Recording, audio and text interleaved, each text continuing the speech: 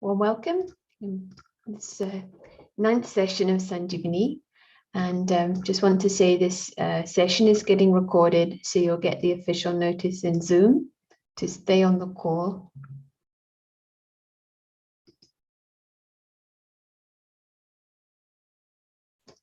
Hopefully that.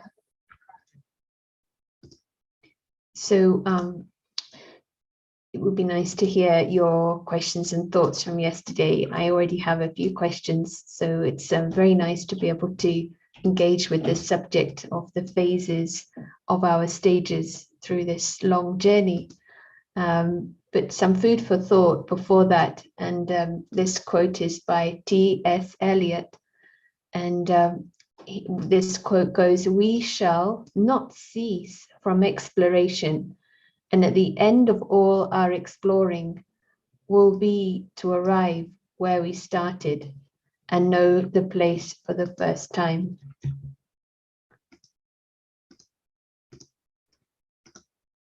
And then he says, only those who will risk going too far can possibly find out how far one can go.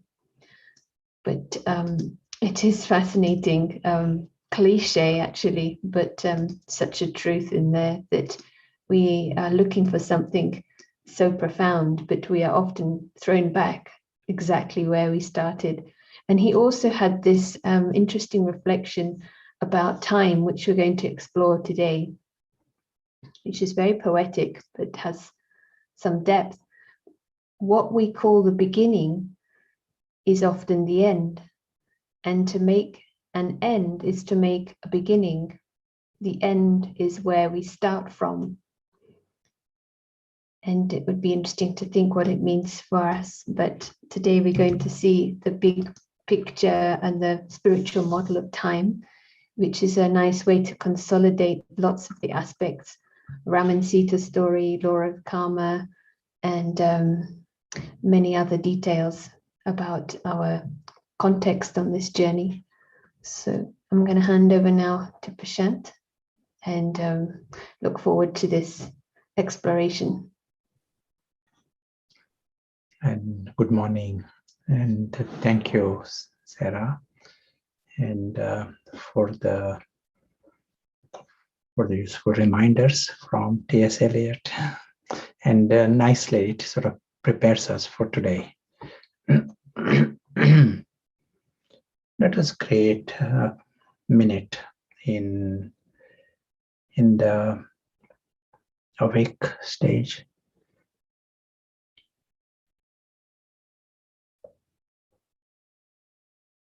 In our effort, we come to the best intellect.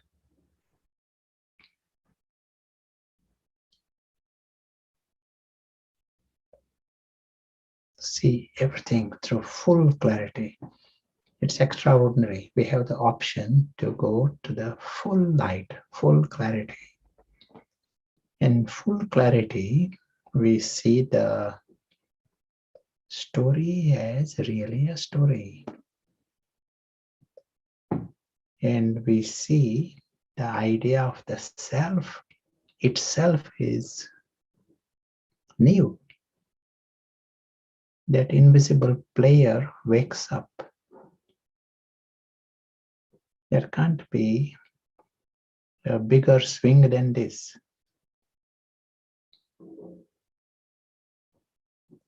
The invisible player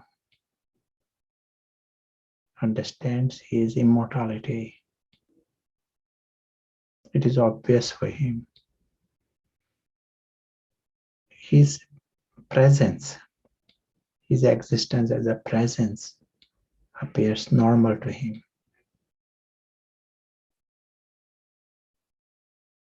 And his independence from the story is normal.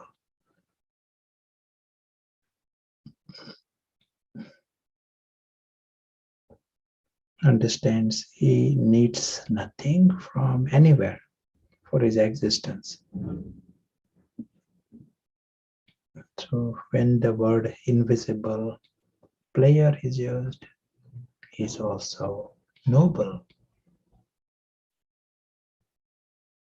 Once anyone understands there is a story, he realizes that story cannot harm him.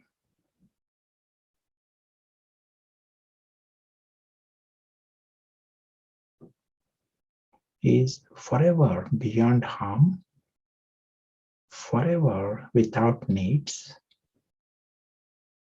and not dependent on anything, forever free.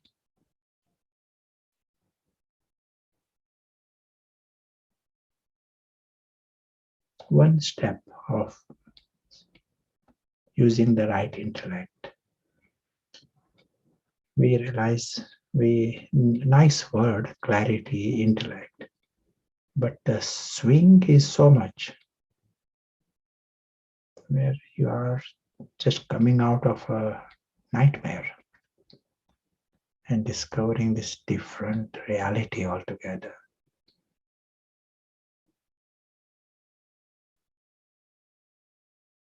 World of the true family and the true father.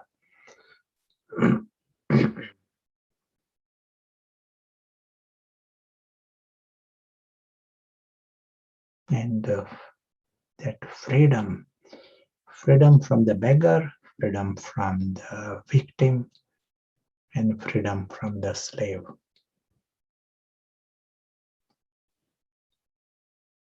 As we continue on our journey, we have the option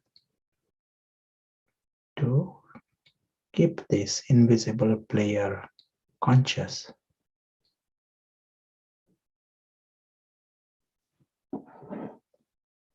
Thank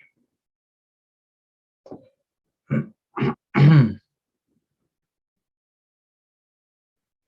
I will use the board here, whiteboard, and you will have the option to adjust on your device.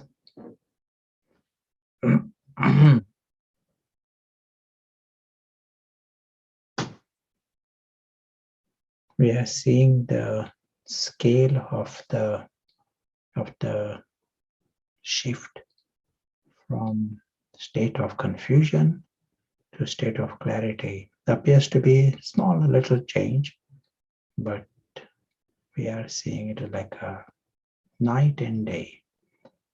If your idea of self itself changes, then what are we all doing?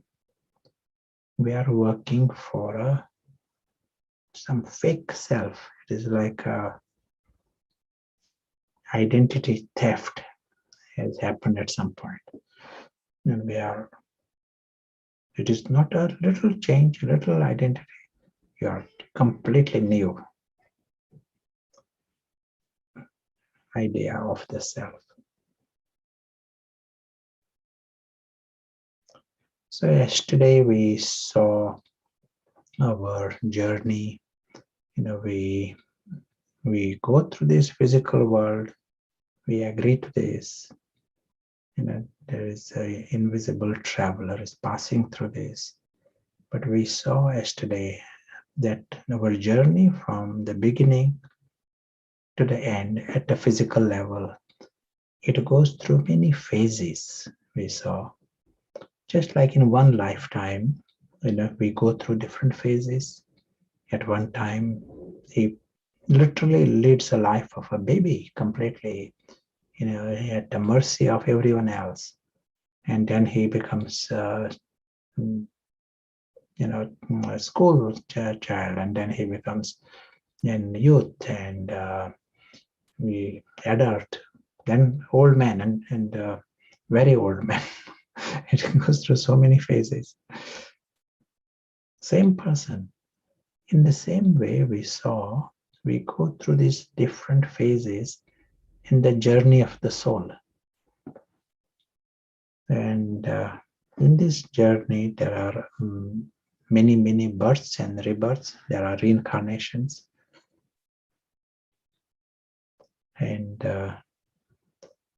we take things from one life to the other life. So we saw there is a time when we use the word deity. There was a life of a deity that was lived, and perfection inside, outside, then it drops. We don't get that highest happiness. So we go to the next best. We called it warrior. It is still happy and sort of courage, but adventure. But then we go to the next level. That is the merchant, collecting things and happy at that level. And then further drop, we called it Shudra. It is like a degradation going on at a deep level, soul level. All along what is happening at a spiritual level, one is going down the spiral. As you are going down the spiral, there's more and more degradation. One is into ignorance. Going down the spiral it is completely related to confusion. More the confusion, you create more attachments. When there is full clarity, there are no attachments.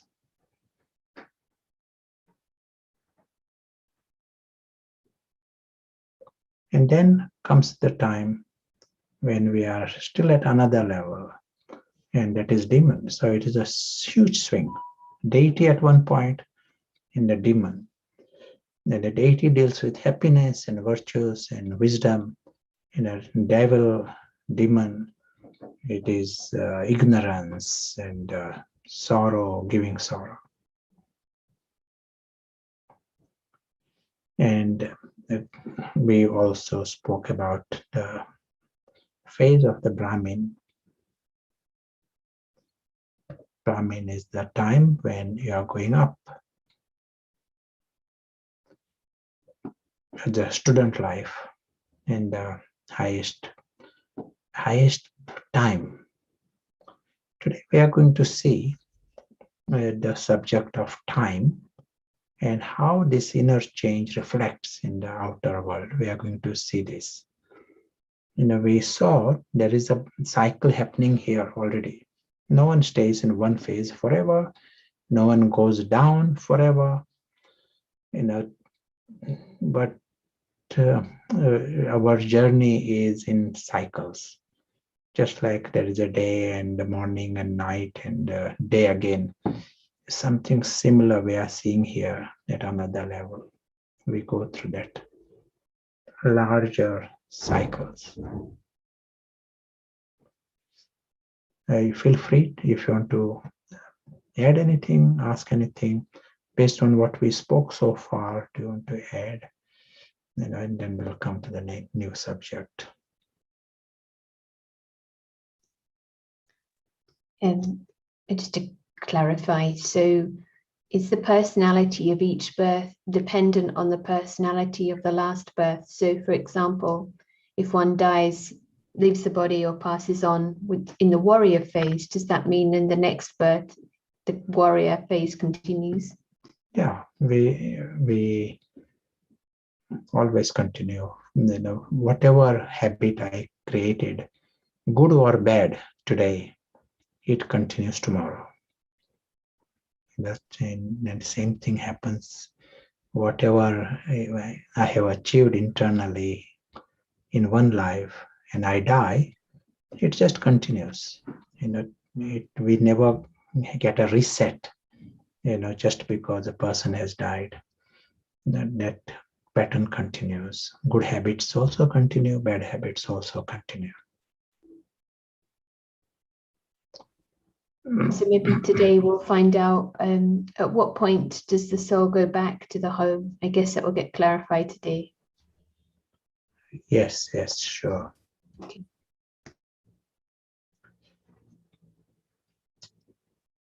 Now, yes, we are coming to this subject of time. And I know that it is possible some of you might not have attended all the sessions so far, but this is an independent subject in a sense. and fascinating subject, and it is good to see it with that, independently, not based, mixing it with other models. This subject, a big question that exists in science and in philosophy, science, philosophy, and religion. Where did this world come from? So metaphorically, the question of creation. Creation is one model, but in reality, the question is, where did this world come from? Who made this world? So some might have an idea, okay, God made this world. Who is that God? That is confusion there. Someone else says it happened from Big Bang. So Big Bang of what? Infinite energy. Who made that energy? Oh, we don't know that. So there are different ideas, but like to think it started somewhere, this world, and now it is moving in a certain direction. They're different. All these models have got limitations of some kind. One can just say God created and it appears there is an answer to this, but there are limitations. And so also the limitations in the science model. As we said, they say it a Big Bang happened, and there was infinite energy. Where did that energy come from? Who made that energy? They say we don't know. So there are limitations, but still it could be a true model. But it would have been a true model if it can explain everything that happens in the world. Then you can explain it. Like this model that we hear in science, it takes a position. World started at this point. I'm talking physical universe, and it has moved, progressed, expanded, and now we got planet Earth here within it. And when the Earth, human being came up, human beings got brain, and then from the brain came consciousness, and now it is all chemicals, and these chemicals are creating ideas and thoughts and start singing songs of love. But it's all chemicals. If we have slightly different kind of coffee, then that reaction would be different, and you will sing a different song.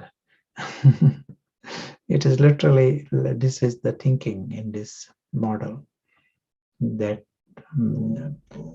this is a model that is taught in universities and colleges, and 99% of your programs on BBC are based on that model, as if that is beyond question, this kind of a thinking. There are many things it cannot explain, and when you cannot explain things, then you say, okay, it is paranormal. You create a box and label that box paranormal, and put things in that box. And this model then continues. We can continue to teach this model.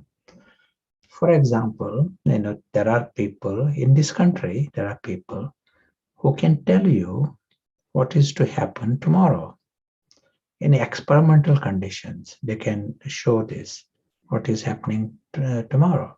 For example, in one experiment, Robert is the subject, Robert, and this lady is a person who can know the future, clairvoyant. So she's asked, where will Robert be at 6 p.m. today? So she goes into a bit like a trance. It is all filmed. And in the trance-like state, she says, I see him walking in a park, and then I see him entering a triangle. And now he's sitting and I can hear croaking sound. She sort of describes exactly what has been going on, what she saw. Robert doesn't know any of this, but he is a subject in the experiment. Robert is asked to pick up one card out of these 20, and there are addresses on these 20 cards. So he picks up one card and he has to go to that address. When he reaches that address, there are another 20 cards. He picks up the card and he goes to that address. At 6 o'clock, and a camera following him, at 6 o'clock, he is in a park. And there in the park, there is a triangular lawn. And he enters that triangular lawn. And there is a swing. He sits on that swing. And 6 p.m. exact, and he's swinging in that swing, and it makes a sound, croak, croak, croak, croak. And she was talking about that. I hear a croaking sound, of this. It was just one experiment, but there are many experiments. Now, if it is all chemical reactions, and this is statistically for her to know what he will do, some 10 hours later, they are one in multi-billion, 1 in trillion, this kind of chances by statistical, that he has got so many places to visit. And even if he enters a park, to have a triangular place and a swing and swing to make that sound. But she saw it, and she was just, she can tell you more. She keeps telling what she's seeing. And but many of us may have the experiences, where in the dream kind of state or various other times, now and then you have seen what is to happen. It is very common. That is just one example. But this whole area of reincarnation and paranormal, that tells us that there is something more than just a chemistry of chemical universe. Now let us see the model that is spoken of here. We can call it a spiritual model of the world. And in this model, we are saying this world exists, physical world exists as a story, and we have a spiritual world, and this is the world of the souls. Souls exist forever as souls. That is their home.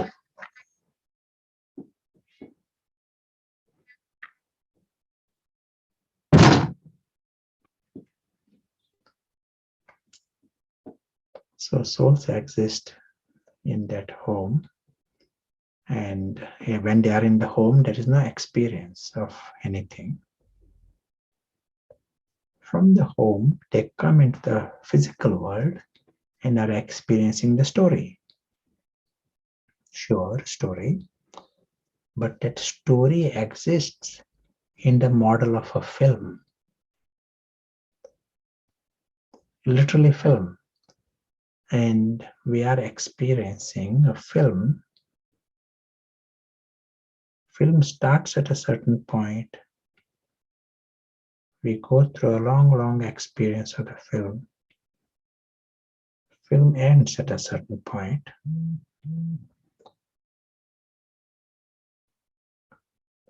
We come in this film cinema theater and we go back at a certain point. All we have done is watched a film, a long film. Film as opposed to a theater, in a drama theater. You go to a theater and that is different to the film.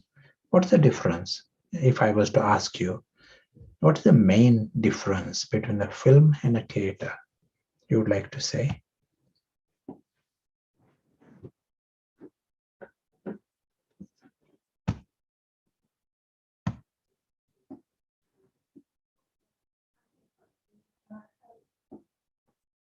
Yeah, you want to tell?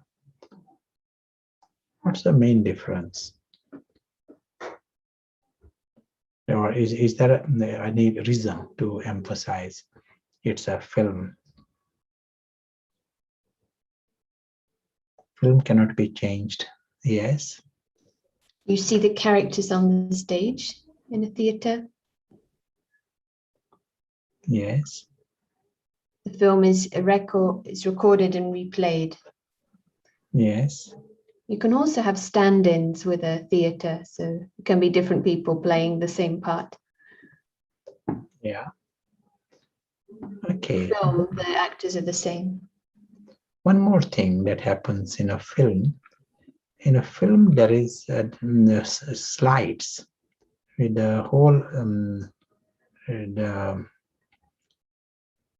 the principle of the film.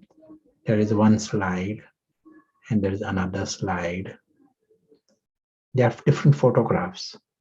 And if you see these photographs at a certain speed, then you don't realize they're separate slides. You see a continuity. Something within you gives continuity to this. So you're seeing this slide. So if you are watching a film in our ordinary theater, say James Bond film, if you're watching, they are projecting 23 slides per second on the screen. That is what is happening behind. But you don't think that you saw so many slides all this time. Within us, we give continuity to this. That's the principle. Because they are separate slides, you can now and then see something called a cut phenomena, which means James Bond is in green shirt and suddenly he's in a red shirt. You can see this when you're watching a film. You can see the James Bond in Casino Royale. Next second, you don't see he going from Casino Royale to the helicopter. You don't need to see every detail. Now and then there is something different you see, because innately the film, the principle of the film, there are different slides and you can move from one slide to another slide. There is no continuity. In the Big Bang model, there are basics. The principle is there is continuity. The same rock you are seeing again after some time. That is the thinking in the Big Bang. You want to say anything? Anyone want to add anything?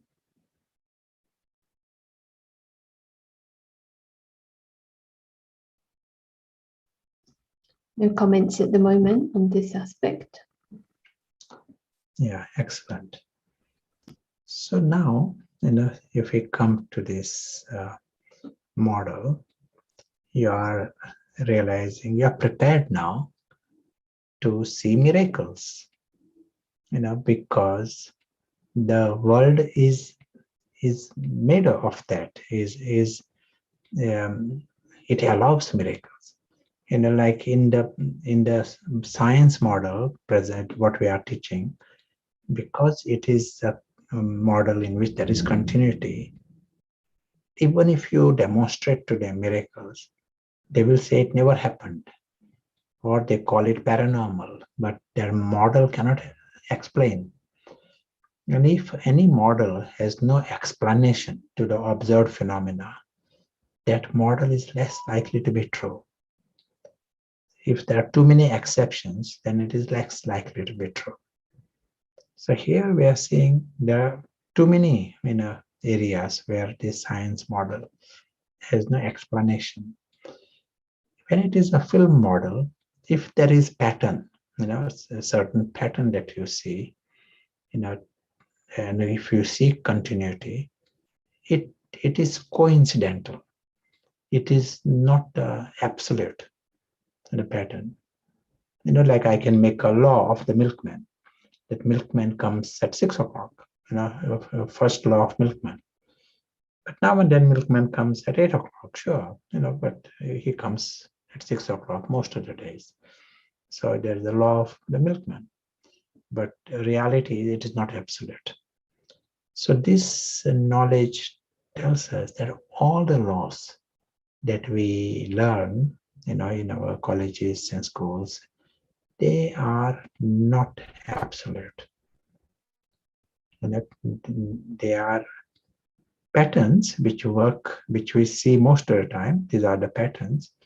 But at a deep level, if it is a film, if it exists as a film, none of the laws are absolute in this. That the script overrides everything else. May I ask a question? What about the law of karma? Is the law of karma absolute? Maybe I'm asking to Peter, or is it there is some flexibility here? Or anyone can answer. Is the law of karma also a little flexible? Absolute. It is absolute. And Peter agrees.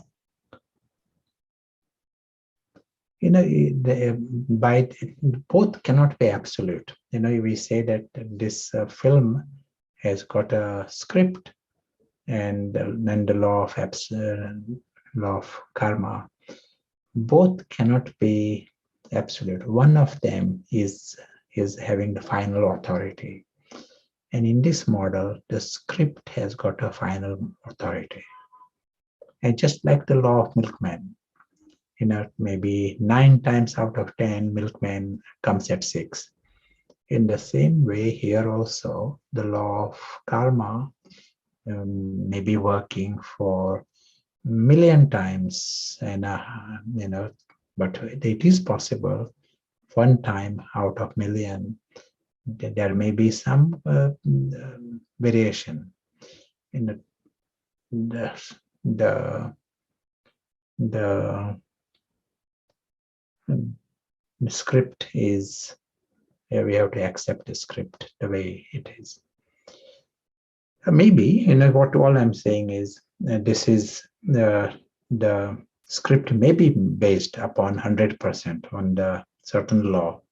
I'm talking about certain law, but when law is spoken of and it is a film reality, then laws are just patterns that we are seeing, and these are patterns. They are not made by God.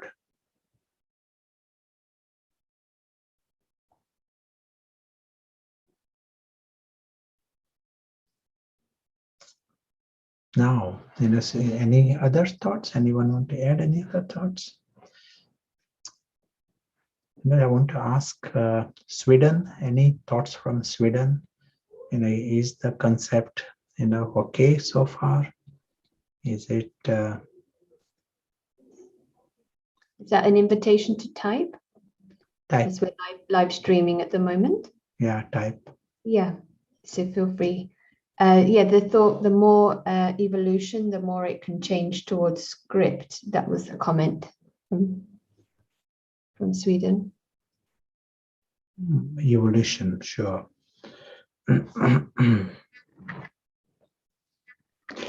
Now comes another new aspect here. And what is the new aspect?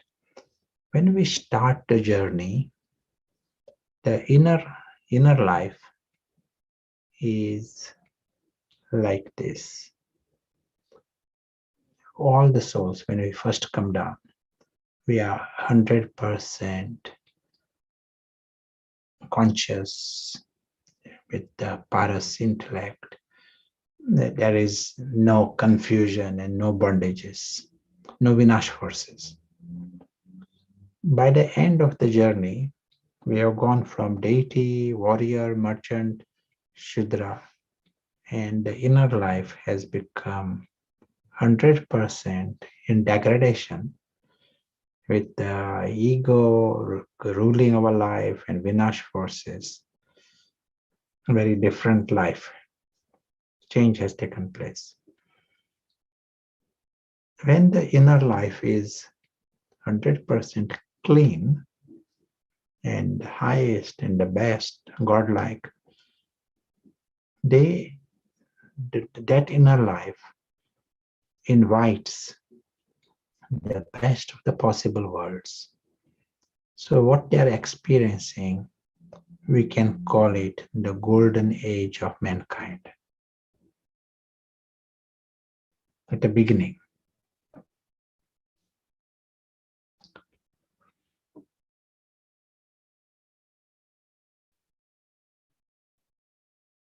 In internal perfection, but external perfection and fullness, harmony. So there is birth, death, that happens. But as they move from there, they are soul conscious. Like if you go from one car to another car, you don't see it as a major reason for sorrow.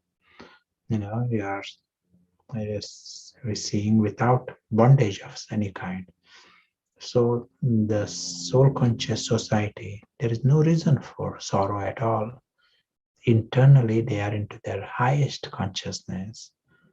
And externally, the world is perfect, in perfection. So that is the golden age of mankind.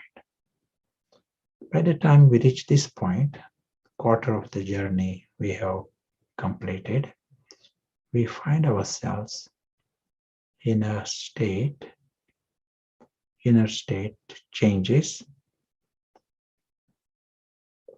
and maybe the bondage has just started, ego has just started, but we just started, attachments have just started, but they are dominantly soul conscious. But that little change is enough that we cannot call it golden age anymore. And the inner life and the outer world changes. In the outer world, we call it silver age of mankind.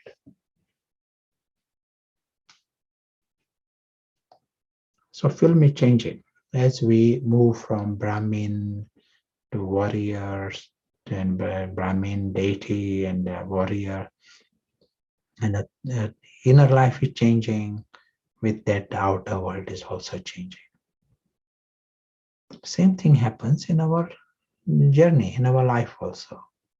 In our life, you will notice it is similar pattern will be happening.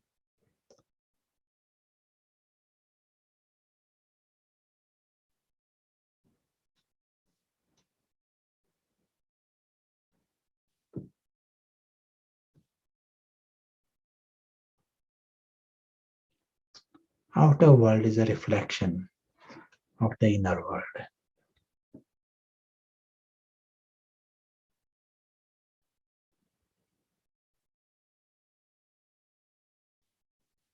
Then comes a time, and this time is end of the silver age. And at this point, it is like the ego is winning. The deeper change that is happening, the fall, we have reached a point, it is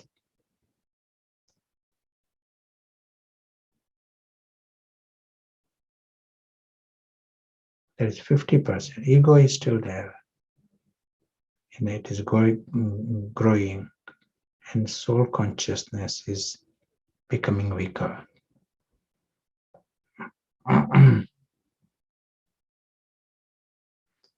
By the end of the golden age, body consciousness was in percentage.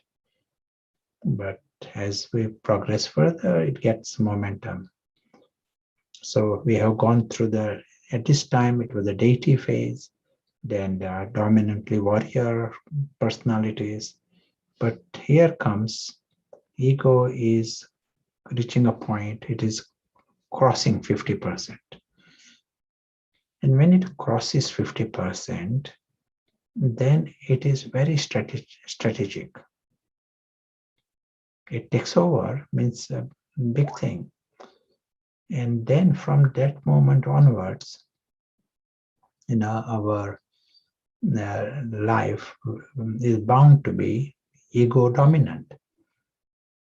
I like the example in this country in 1979, and in the parliament, in one no confidence vote, there were equal votes, 370, 370, and the speaker of the House of Commons, he sided with Mrs. Thatcher. And this is the first time Mrs. Thatcher comes into power. And the extreme left government in the country shifted to extreme right, overnight. And it is because of tie. There was a tie in the parliament. And something similar happens here also, in a big way. At the end of Silver Age, until then, you are soul conscious. It is almost like angel is ruling your life and your mind, and you are seeing things. There may be some attachments and undercurrents are different, but at a conscious level, there is an angel there. When it is end of the Silver Age, gradually this undercurrent is now taking over and ego takes over. It means when ego is in charge, you are insecure. With ego comes the beggar personality and the victim personality and the slave personality. These come. A minute earlier, you did not know anything about this beggar. The angel is a very different mind. Angel and a prince mind. It is, of immortality. Maybe one fraction, but at that point, it is a new thing to have this. What is this? Until now, you are experiencing that innocence and fullness, and everything is celebration. There is nothing to worry about. And this fall of consciousness from the angel to a human. This moment is the moment of great psychic trauma for the human race. And this moment is represented even in the Old Testament with the story of, which story? Is it shown in Old Testament? How is it shown in Old Testament, this moment of fall of the human consciousness?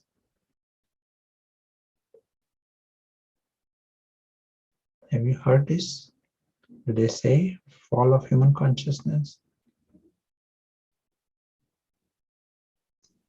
So some comments, original sin or Adam and Eve. And what did they do? And something about an apple. And getting changed to stone. Good, yes, Adam eating the apple. But now you are realizing that it was not a one apple. Adam has been eating apples for a while. Starts eating apple pie. So it doesn't deserve the garden anymore. And it was not just one Adam. It's a community of Adam. The whole community falls, represented with one man. But someone starts. And as we are saying, even now, we have to start the process up. And but the aim is not just for one. And our aim is to shift the human race. But it starts with one. But the fall also starts somewhere.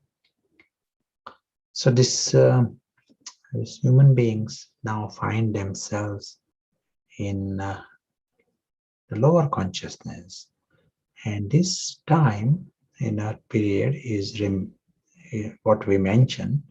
This is the copper age. This is not the same terminology that is spoken of in history. History, they might use the terms Iron Age and Copper Age, but they mean it in a different way. Bronze Age. What we are seeing here is the time when human beings come into body consciousness. Ego is ruling the life, and the soul consciousness is now recessive. Until then, soul consciousness was dominant. Ego was recessive. Now, ego is dominant. Soul consciousness is recessive. By the time we reach another period of time, another quarter of the journey, our inner life is such that ego is 100%.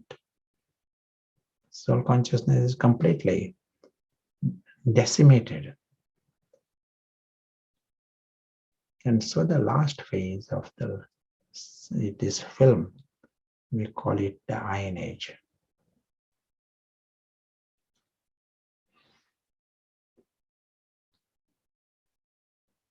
A better word for this is Dark Age, because there is no contrast even. Just like in the early Golden Age, there is no concept of ego, recessive or dominant, but no concept. When we are into the Iron Age, there is no concept of soul consciousness. They may sort of lip service, talk about soul, yes, there is God, yes, of course. They might talk of some kind of theories and concepts, but ego is 100% in charge of the life and the mind. So that is, inner life changes, and as the inner life is changing, the outer world is a reflection. So we are finding the lower and lower quality of life as we go through the cycle. Where do you think we are at present? How many of you think we are in the Golden Age? You can raise your hand, those who think we are in the Golden Age. Boris told us that we are in the Golden Age. Last 2 years, he told us we are in the Golden Age. Boris. So who agrees with Boris? No hands at the moment. Boris might be.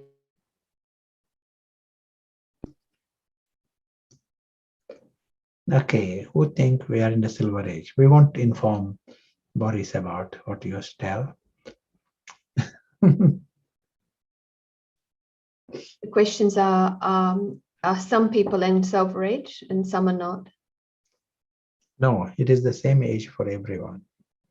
There are in the different corners of the, whichever age we are in. Some may be in a sparkly age in that corner, but same age.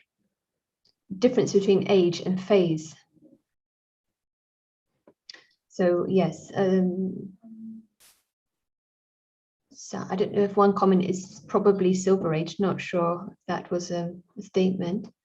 Some have written Iron Age.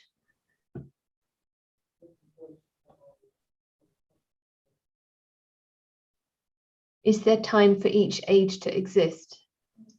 Yes, it is like a film.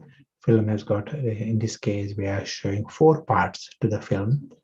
The first quarter is the Golden Age time, second is the Silver Age time. It is like that.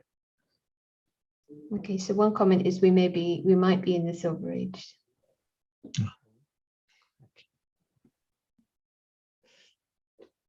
And who thinks we are in the Iron Age? Anyone thinks we are in the Iron Age? Yeah, there were a few comments earlier saying yes.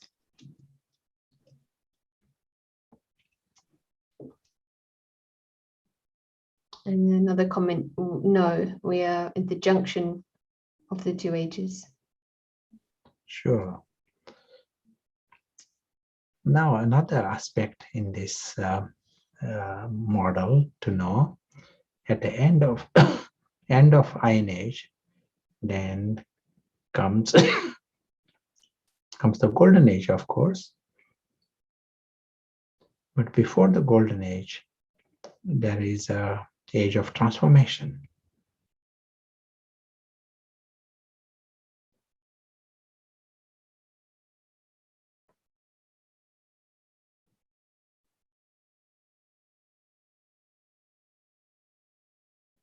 So there is a time when we come, time when we go.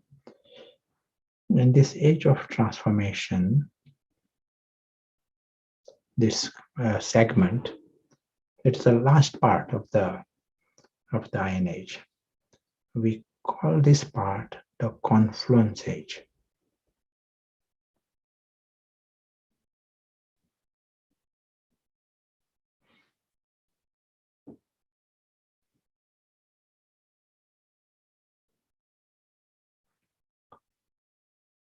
It's the confluence between the Iron Age and the Golden Age. So Iron Age continues this way, and then the Golden Age starts. There's a confluence. And the confluence age is the time of transformation. How can Iron Age change into Golden Age? What is required? One word answer. If you get this answer, you get a prize. For the Iron Age, with all this degradation, to change that world, this knowledge says that we are in the Iron Age, towards the end of the Iron Age. It is now we are at the point of transformation, Iron Age into Golden Age. And so the confluence age, we are in the age of transformation. But if you tell me exactly, someone says we should change this world, make it into a golden age. What is one thing that is required? A few ideas, knowledge, and energy shift, soul consciousness, the shift of consciousness. Yeah.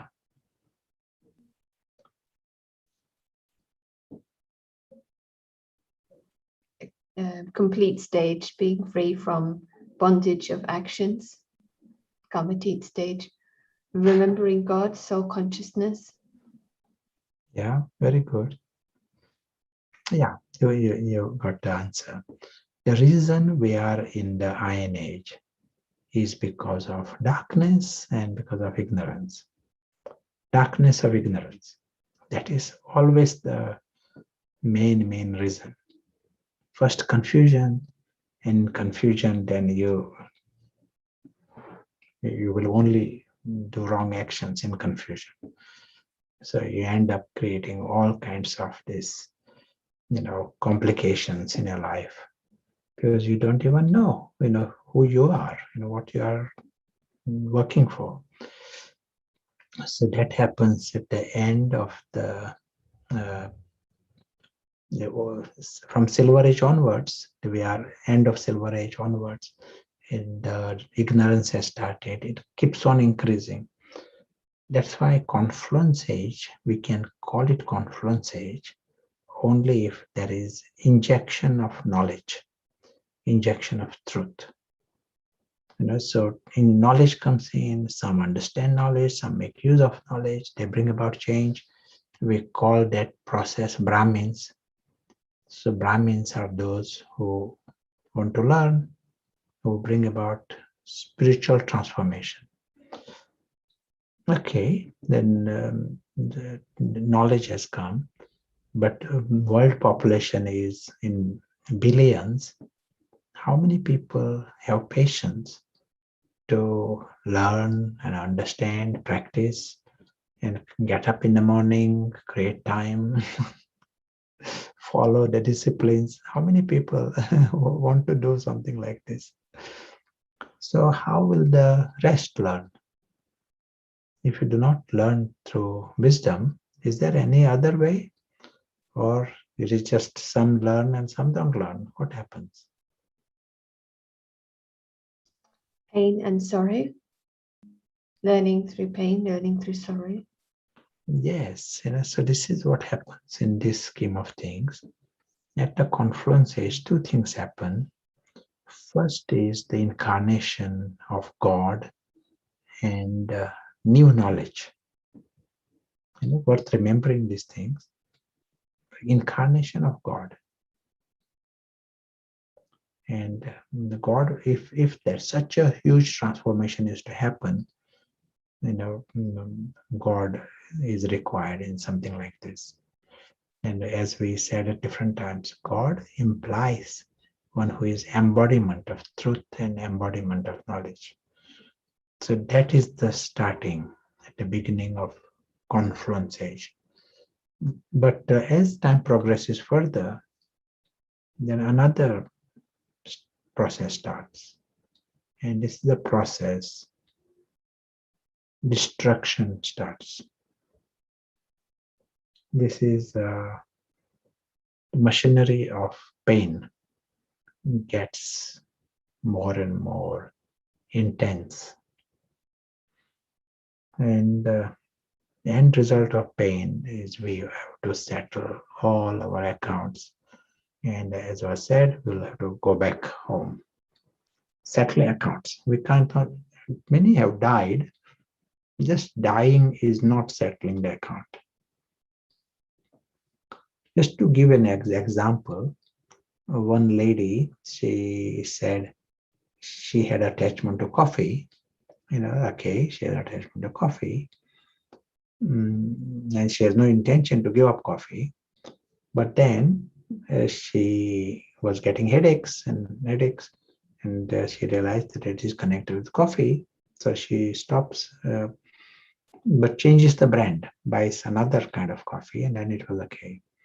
After some time, even that coffee was creating problem. So she stopped, and then she decided no more coffee.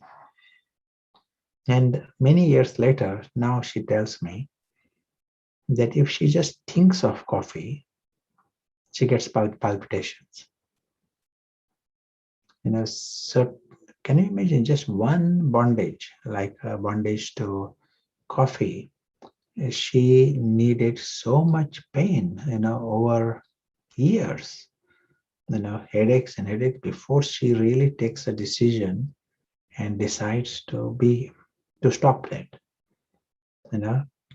and even nature is forcing her, don't even think of it as your support, because you get palpitations, So here we have to ask, do we still have any bondages left? If we do not remove the bondages ourselves, then pain is the nature's option. In different way, machinery of pain gets momentum and gets stronger. So anyone still got any bondages in this world?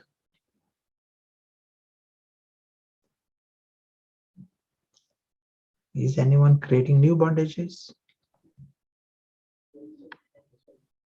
There's a few yeses. It's the challenge is to see them, isn't it? And hope not as well. Someone else has written yes, many. Yeah, excellent. So here one way or the other, we all have to go back home. We are at the confluence age now, and we are very close to the final phase of this. The confluence age will not last forever. Nothing lasts forever. Just like summer doesn't last forever, winter doesn't. Nothing lasts forever. and then opportunities change. There are certain opportunities to sow the seed, and then time goes. You cannot sow the seed anymore. Then those who they have sowed the seed, they get fruit, and you go to the next level. So here is our great opportunity. The confluence is seen as a very, very important time for us. It is like a time of knowledge, and for student, anyone who want to be a Brahmin, this is a good time. For spiritual upliftment, it's the highest time, highest teacher. Certainly, you need to be lucky to realize I have to know something more here. I need to find out more. The secret of the confluence age. It is not just any knowledge, any information. We are talking about in a big statement here. Incarnation of God, and God as a teacher, that happens at the confluence age, and promise of creation of the golden age, the shift, major transformation of the society.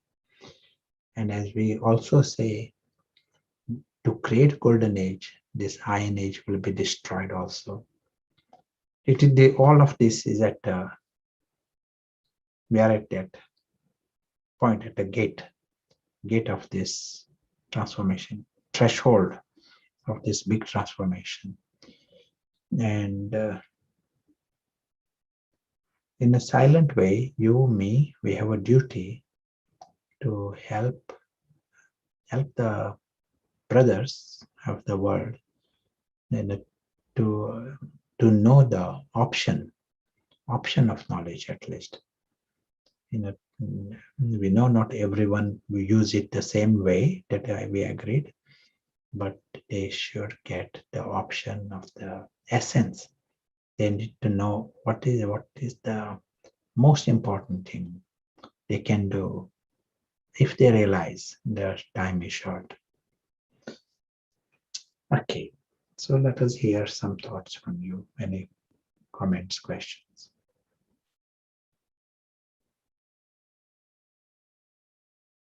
At the end of the one cycle, we all souls return home, and depending upon our efforts and spiritual efforts, we have mentioned in the past, and the karma continues, and based on that is the next birth.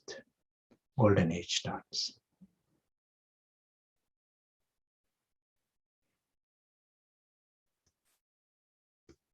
One comment is this: what has been shared is very profound.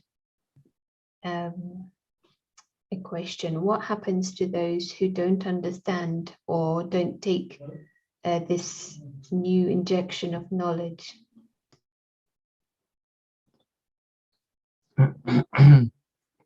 Then we accept that the world is with there is variety on this planet. Such is the nature of this world. But the law is one bird flies, second bird flies, then the whole flock flies. So it is such a guaranteed success. So I fly. This is a message. I understand, get on with it, you fly. Maybe help one more bird to fly. Make it easy. If you can, easily make it easy for someone else. But flying is important part. You fly. A second bird flies, then the whole flock flies. Rest of the flock don't think too much. They just fly. The first one has to do a little bit of thinking where you are going and why you are flying.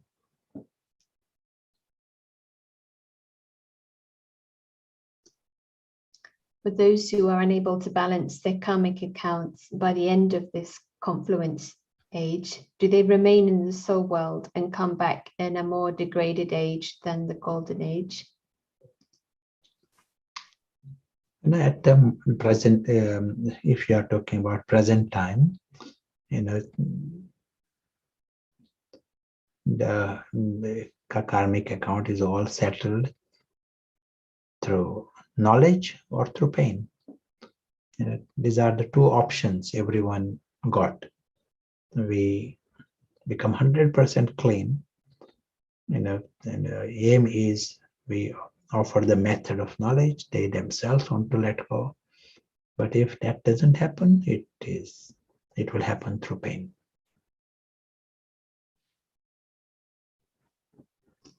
So would you say confluence age is for everyone? It's just they may or may not be conscious that it is confluence age. Yes. The knowledge of option, and we have to make it easy and make it available to everyone, and not to underestimate anyone. And even if they may not understand it today, tomorrow they will understand. That is our attitude. Yeah. Do all get a chance to receive this divine knowledge?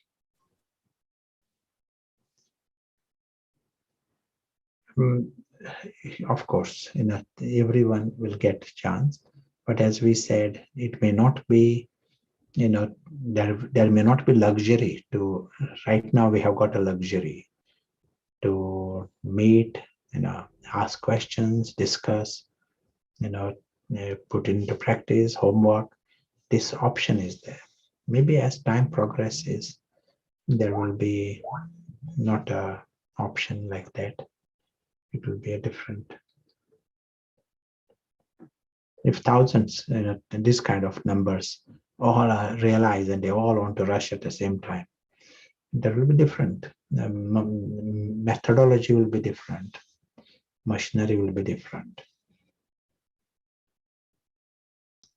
What about people who are good people, but they may be feeling disconnected from the soul, or maybe any structure of spirituality or religion? So, for example, they may not be attracted to study meditation in the first place. So what is the question? What about what happens to people who they may be good, virtuous in their lives, but they may not be attracted to themselves? In the scheme of things, just being good is not enough. You also need to be right. If I'm very good, but if I put my hand in fire, I'll get pain. In the same way, the nice people, very virtuous, they also need to be in truth, find out what is truth. And if ego is wrong, if certain attachments are wrong, then they are wrong. If I still go in that direction, nature gives pain. Is this gives pain to many people? Ask why nature gives pain to good people? Because they sit in wrong posture.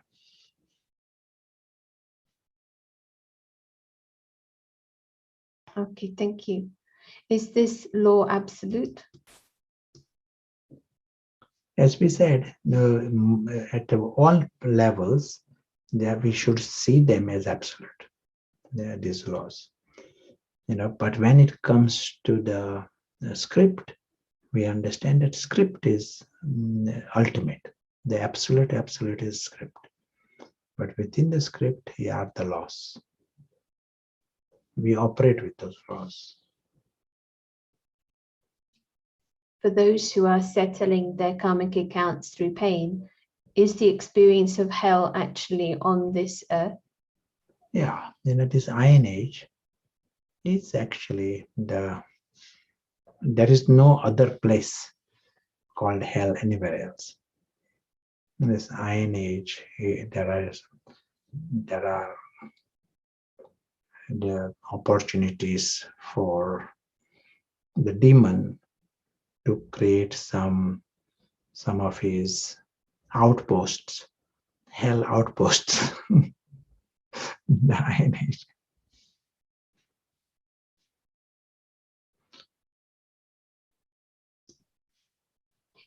To clarify a question. In London, there is one shop that sells pizza, and the name of the shop is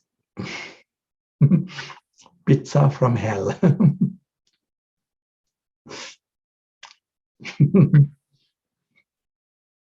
It might be near the hairdressers called Curl Up and Die. How long? Maybe a question from earlier. Could you just clarify, is it possible someone is in the deity phase and someone else is in the Shudra phase at the same time? Maybe to clarify difference between ages and phases. Sure. You know, at this point, there it is possible. Some new souls come, and the population at the beginning of the golden age is very small. You know, so some takes birth at this point. The population is small. Population increases all along because more souls are joining the theater from the home. You know, and that continues to happen until the end. Population is increasing because souls are coming from the home onto the stage. So if a soul comes here the first time, he will be clean and he will be in the deity phase. But those who are already here for a period of time, those who started the journey earlier, they will be in the phase, different phases. Some may be in the warrior phase and some may be in the Shudra phase. That is going on. At the same time, one is in the deity phase. It's like fish out of water. What am I doing here? Or everyone else is thinking completely differently. Can definitely relate to this feeling.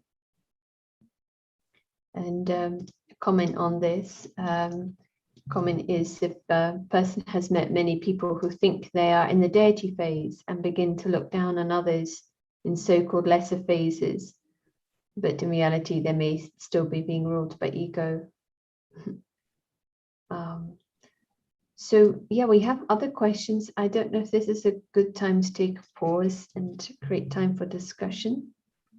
We can have time for one question. One other question. How long is each age? How long does each age last if we were able to count it? Yes. You know, since this is a film, the duration of the film is very short. And the whole duration, whole film lasts for 5,000 years. By the standard of the film, it is pretty long. Now, if ordinary films last for 1 hour, 2 hours, and even that appears to be so much time. And here the film, not 5,000 hours, 5,000 years. It is a long, long film. So everything is on a different scale. And we certainly need paras to handle that. But when we approach Patthar, we get drawn into it. It is so massive that we get sucked into this. 4 ages are equal parts.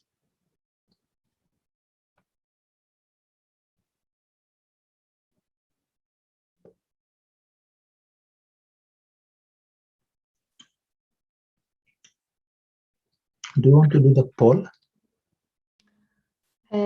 I could ask one more question while we prepare it. Sure. Got distracted. How does one know that one is doing enough and making enough effort at this time? Question of time. You know, are you creating time for this? That is important factor. Worth checking. Is that a priority for me? Am I seeing this as important? that is also what aligning. At least this way I am getting the quantity also, but quality, once you got that right, you also need to check the quality of your effort, and everything will get refined. If you are giving it a priority, things will get refined. And I'll tell one story that might help us understand this, our positioning. And this story is in a book written by Peter Russell. And Peter Russell was in Cambridge, a physicist. And the book is on the planet Earth. I won't be surprised if the book is called New Earth, but on the environment and planet. And the first paragraph, first chapter is the story. In the story, one train is going off the rails and heading towards a cliff. And seeing this, the driver jumped out of the train. And the passengers in the train happen to be soldiers. They are having a party and they are oblivious to what is happening to the train. No one wants to know that they are all heading towards a cliff. And then he tells Peter Russell, our planet Earth is in the position of this train. We are heading towards a cliff and everyone is in a party and they don't want to know. They at most might say, oh, someone will save the train. And why are you worried too much? Don't waste your time. There are so many cakes. So this is like a story. In such a world, we have to question, am I seeing things clearly? If I was to know, what is my priority? More cakes at this time, or to come out of the train? At this time, what is the sign of love for someone else? Give the other person more cakes? Is that a sign of your love? Or to take others out of the train? What is sign of love? Something for us to reflect on and think. But it is a nice story for us.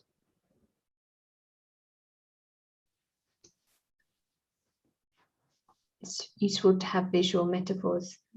And so because of the restrictions with logging in with two devices on the same account, we can't do the poll today. Sure. But the question for reflection, could it be based on this? Am I seeing this as important? And what's the quality of my effort? Yeah. So this may be a nice way to synthesize what we've been hearing and reflect on it, hear from others. So hope you have this opportunity to take part. If not, we'll see you either way. We'll see you in about 10 or 15 minutes. So enjoy and connect back soon.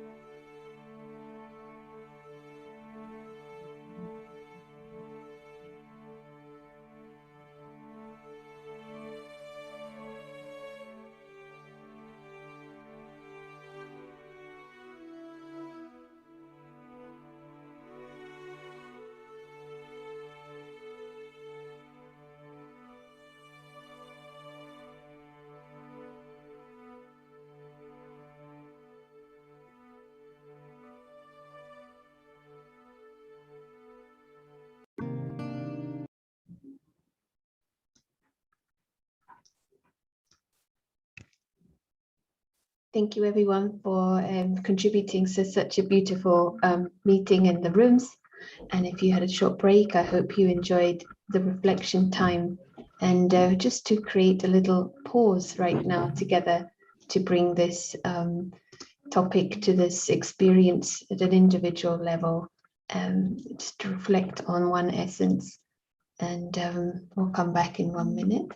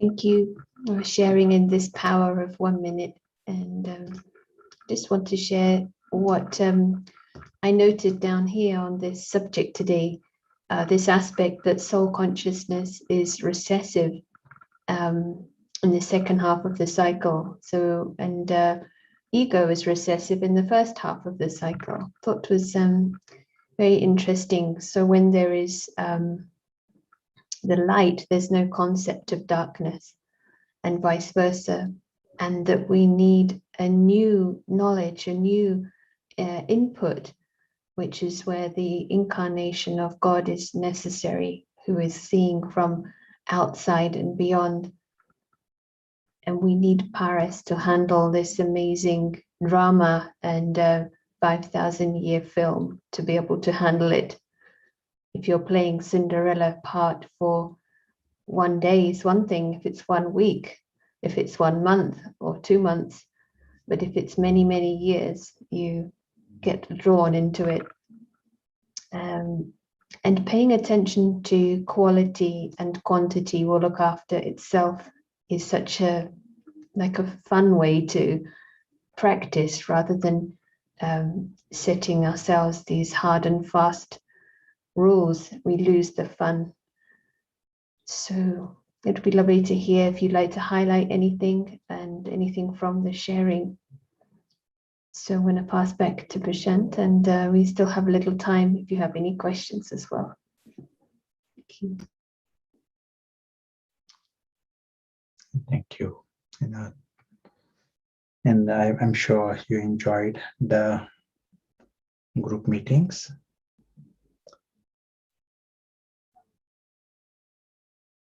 We will come to that story that we heard just now.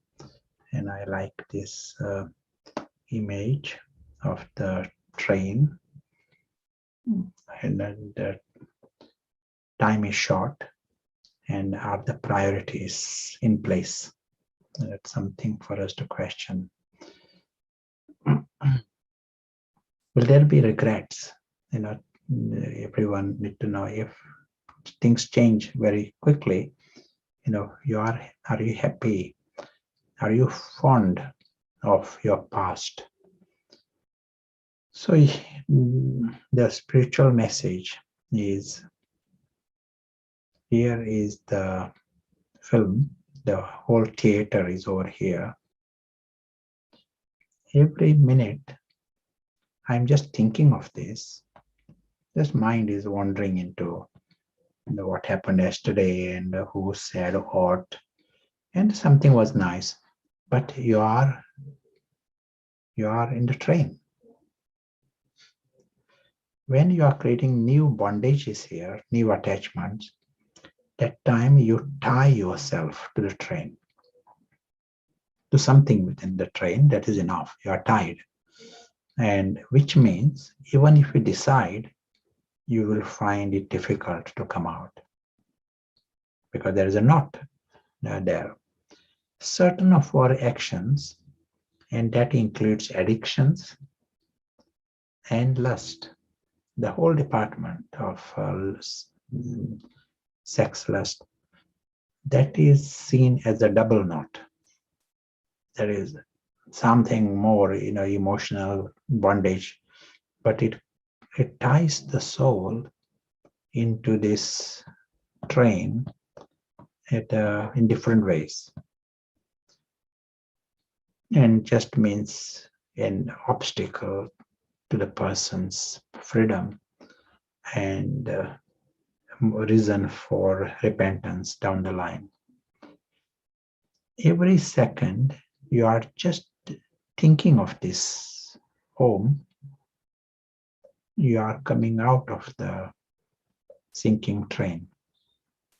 Every second you are practicing being the guest, and you are seeing the invisible traveler, you are seeing yourself the trustee. You will see all these different words are used. They actually free you from the train. The soul consciousness in any form takes you out of the train, takes you out of the bondage. Every second you are remembering the Father, you are coming out of the train. When you are seeing others as souls, just your vision, you are interacting with others, you are seeing the souls. That is possible only by you remaining soul conscious. That is helping you and others also to come out of the train, sinking train. All these practices take you out of the train. And we have mentioned in the past, there is an upward spiral. It will not take us out of all the bondages in 1 second, but you are in the process of freeing yourselves. Bondages are created over a lifetime. Our whole cycle, we have been busy creating the bondages. And now, confluence age, you are realizing, as a Brahmin, you are realizing what is happening, and you want to be free from all this degradation and bondages. So you are undoing the bondages. To undo the bondages, you go for the best. You are not having yoga with the bondages. That is not what we are discussing here. To know the bondages is important, but your yoga is with freedom and with the home, with the one who is forever free, your supreme friend. Your mission is to free others from the bondages. That is where your yoga is. And this process will definitely help you wake up. All complements each other. We all have got paras intellect. We all have experiences of soul consciousness. We all know the experience of the home, but ego will also block it. You may have the experience, but ego will tell you you never had an experience. It will block it. We just have to come back. Every minute you are clocking in this, you are winning. And these bondages, lower bondages, will continue to become smaller. And it starts a positive spiral. That's why it is upward spiral. And paras will become more and more refined. That's the biggest news for us. For paras, if the intellect can see clearly, then effort is very, very easy. If the paras is not strong, then more difficult. We still need to start where we are at, but to grapple with it and to hold on to that becomes more difficult. Now let us say, here is one who comes out of the train, is in front of God, and God says, extraordinary, very good. You have come out of the train before it was too late. So full marks for this freedom. But what about others? They all are your brothers and they are still in the train and they all are in big danger. So you go back in the train and go back in the same compartment even. And why are you going back in the train? We are going back for the rescue. You are not going back in the train for the party, not because of the cakes. There are enough cakes on the mainland. So that is not a reason you are going there. You are going for the mission. So at a practical level, the soul, you go back. You almost see this life as a new birth for you. You are going back in that body, same town, same country, same family. You are going in that same environment, and you are using that time for the task. What is the task? To reach the brothers to come out of their bondages, come out of the train. That is the reason. Before our life, when it is ego-based life, each ego is a party animal. Whatever he is doing, there is an agenda. Either that particular, he wants a bigger hat, or he wants to eat more, or he wants to drink more. All 10 heads of Ravan, they are there for the party. Now you are going in the same train, but you are going there for a mission. It is the angelic mission, God's mission. That's great. You got a great mission there, but you have to have two cautions. You have to go there with these reminders and caution. First is, don't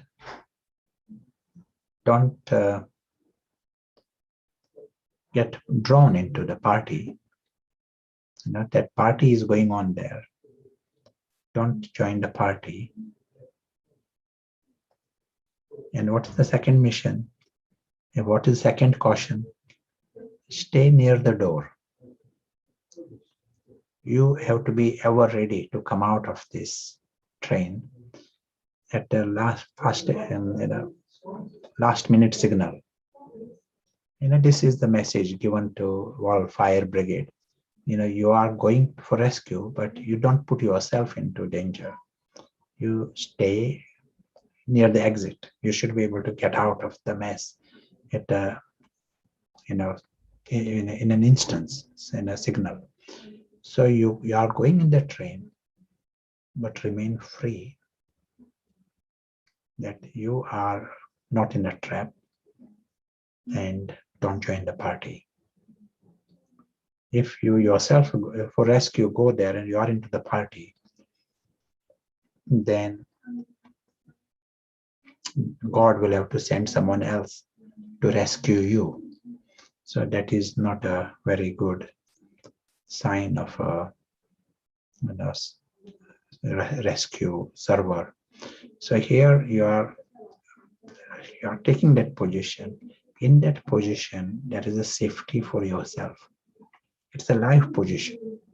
Here you are taking a position for the life, and in the present situation, what is happening. Different people are trying to address our present world situation in different ways. Some say we have to help the environment, and some say we have to stop nuclear weapons. Some say we should have more nuclear weapons. they all are thinking of the positive, that we have to help the world. But your answer here is with different understanding. You are saying, I'm not trying to change the film. Film has an end also, and film has pain. These are Iron Age. You will get Iron Age plots. So I'm not trying to change the film in the Iron Age, but you are understanding that there is a problem at another level. This audience, invisible audience, they are the ones who are in trouble.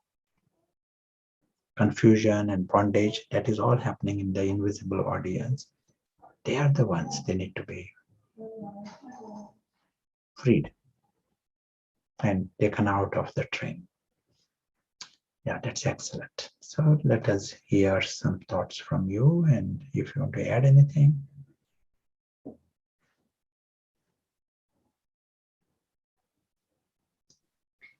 Yes, thank you so much. Essential information. Question from earlier. Meanwhile, others may have queries about what was just shared. Why don't we realize that we were in that deity phase or a deity? Why don't we have memories of it? Sure. When we cross the line, and it is like we say confusion, crossing into ignorance, we lose sight of everything, including the self. This is like an extreme level of our problem. So to forget the golden age time, that is not a surprise. Question here. Despite one's best efforts, it can be difficult to fully avoid feeling pain with the senses, and it could be something like unfair or unfortunate drama. Is it that we need the mindset of a student and reflect on what one might learn from the situation? Would that break the vicious cycle of karma or bondage, to see everything that happens as a learning? Yes, it sounds right. Yes. And I suppose maybe just the learning to be from Paris, so it's not that we're analyzing, but from freedom. Yes. A question, would you say, for example, someone who's working towards climate change needs to be free, as they may not see the big picture?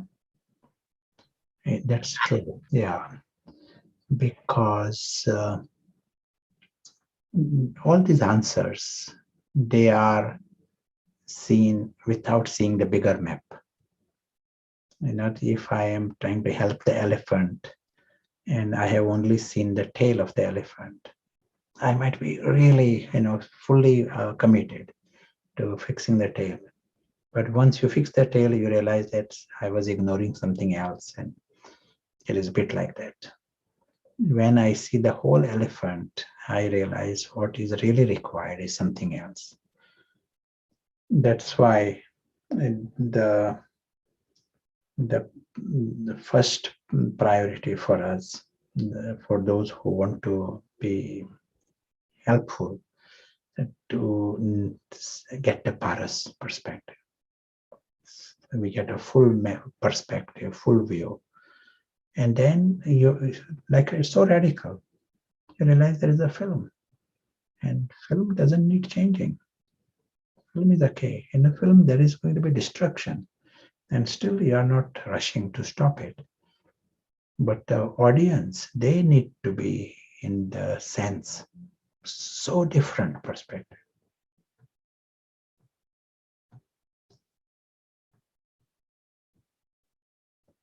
Sometimes the answers are too easy also. When you have seen the big map, answers are maybe easier than what everyone else is trying. Like here in strategic intervention, you change the consciousness of souls.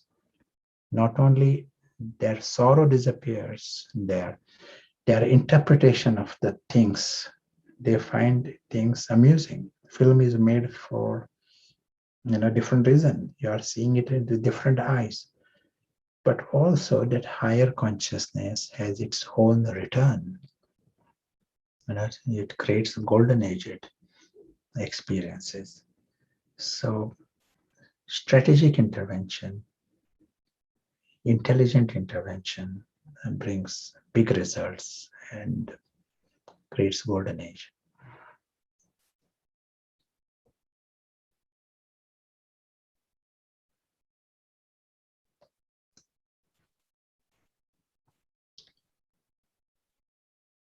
Yes, very very helpful.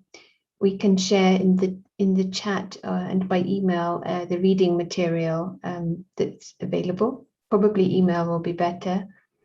And we've come to a close. I just want to announce that the next session is on Sunday, so day after tomorrow, with the same joining link on Zoom, and we'll confirm it by email as well. And the resource which is easily available are the recordings of this session, but there is a website we'll put in the chat that has some good resources, meditation and classes. So if Prashant would like to close, anything you would like to say, any final reflections?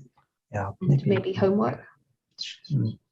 Homework would be to reflect on this story, story of the train and passengers, and to check if I'm looking for the cakes, or am I trying to come out of the train? Ask this. Tell the story to one more person and see if you can answer their questions. See what are their questions. Let us create another minute of silence. And we mention and underline, first step is first step, not to miss that first step. And the first step is check the intellect. You are going for the best intellect, best clarity. That's the first step. And in best clarity, you are seeing the perspective of the invisible player. And in completely different, new. And the invisible player understands Prashant is part of the story.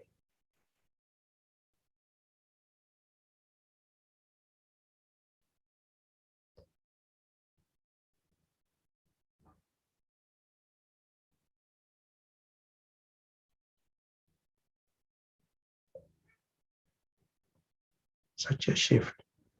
For ego, Prashant was I, and everything was around this one notion, as if it is center of the universe for the ego. And invisible player, it is new start. He understands that he is separate, and he understands his complete independence from the story. Sees story as small, and it is short. It is to finish. Every episode is finishing all the time. And that is the big reality beyond the story. That is the world of the true family. They all look like stars. They all are souls. They all are immortal. They all are lovely, loving, and lucky. This applies to each and every soul. Natural nature of all souls is immensely lovely. They're loving, and they're lucky. They're immortal. They're safe. And this is the word of God. the father and the family. What an amazing truth.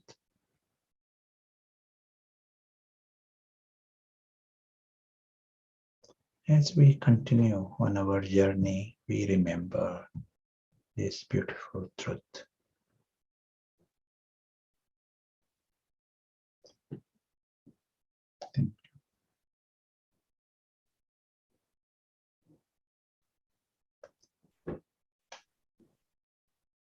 Thank you. So we have this essence. So very happy to be connecting with you again in 2 days, and we'll be sharing information as well about resources and the ongoing advanced retreats. So enjoy your reflections and see you in 2 days. Thank you.